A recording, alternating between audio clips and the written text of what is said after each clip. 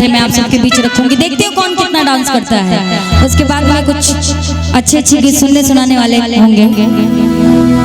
हो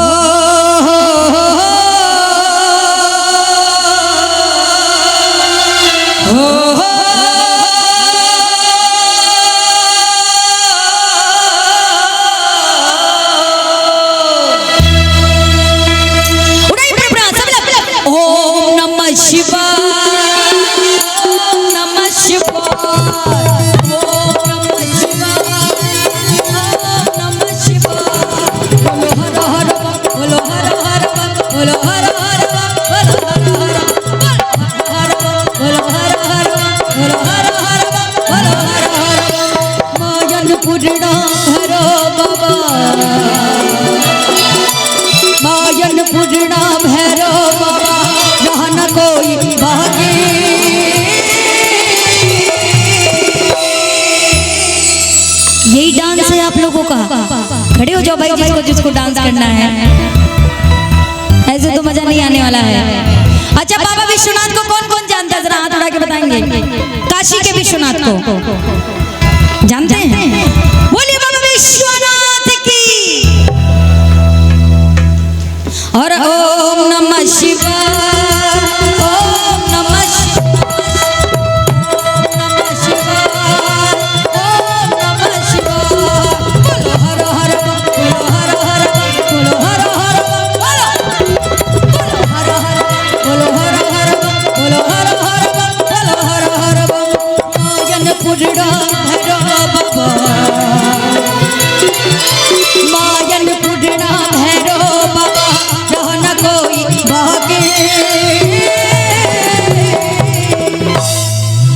लेकिन क्या बोलेगा? अरे बम बम बम बम बम बम बम बम बम बम बम बोल रहा है काशी, बम बोल रहा है काशी, बम बोल रहा है काशी, बम बोल रहा है काशी। माँ गंगा की पावन धारा, माँ गंगा की पावन धारा और शंकर अभिराज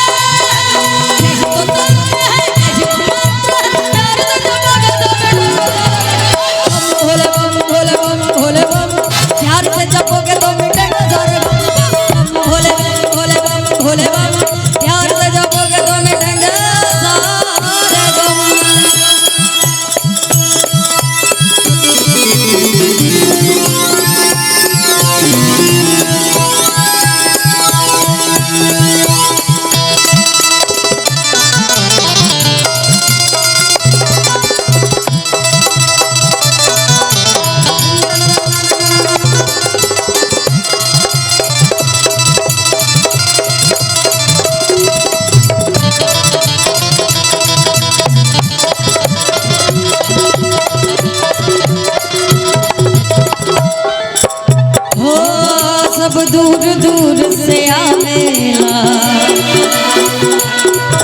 बाबा के जलवा चढ़ावेला।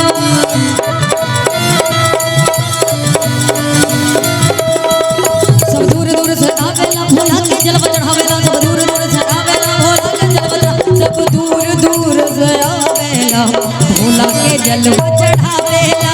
बाबा के जलवा चढ़ावेला, भोला के जलवा चढ़ावेला। बम भोला के मस्त नगरिया, बम भोला के मस्त नगरिया यो यहाँ के बाजे।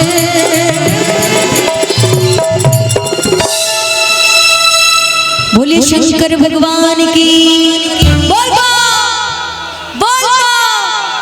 अच्छा बस 2 ही 4 बम है जिनको बस मन किया डांस करने का, बाकी बम लोग नहीं लग रहे हैं कि डांस करने वाले हैं। अच्छा ये बताइए भोलेनाथ को कौन कौन प्यार करता है? सच्चे मन से बताइएगा हाथ उठा के। बस एक दो आप लोग भी खड़े हो जाइए थोड़ा सा और कहेंगे जो मानते हैं बाबा को, हर तेरे तेरे लिए हर एक से रिश्ता मत तोड़, तेरे लिए हर एक से रिश्ता मैं तोड़ दूं, तेरी गली न छोड़ूं मैं, तेरी गली न छोड़ूं मैं, कि तेरी गली न छोड़ूं मैं, और दुनिया में छोड़ दूं, दुनिया में छोड़ दूं, तेरी गली न छोड़ूं मैं, दुनिया में छोड़ दूं।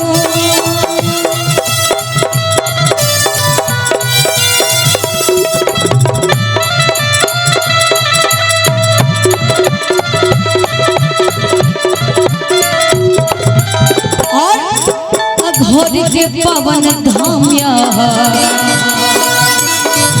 जन जन के गौतम धाम्या,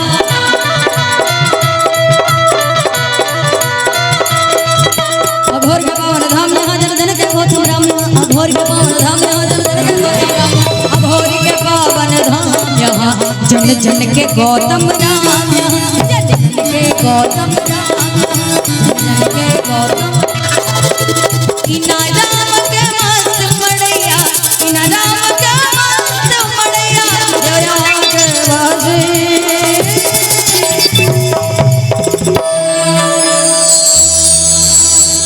कि बम बम बोल हर रहा है देवघर, कि बम बम गूंजे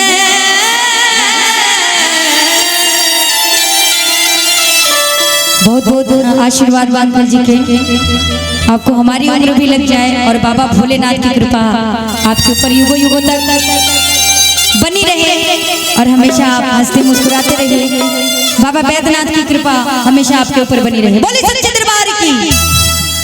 अरे बम बम बम बम बम, इतना तो लोग कंजूस बड़ा जनाना क्या बताए, मतलब एक होता है ना कि तनी हमरो मिजाज बने, नहीं तो फिर हम तो रोए वाला गावे लगे, कैसे कि बड़ा अंदर से दूसरे भाव आवता आज, वैसे बाबा चाहेंगे तो ठीक हो जाएगा। बोले सच्चे दरबार की। अरे बम बम बम बम बोल रहा है काशी, बम बम बोल रहा है काशी, बम बम बोल रहा है काशी, बम बम बोल रहा है काशी, बम बम बोल रहा है काशी, बम बम बोल रहा है काशी, बम बम बोल रहा है काशी, बम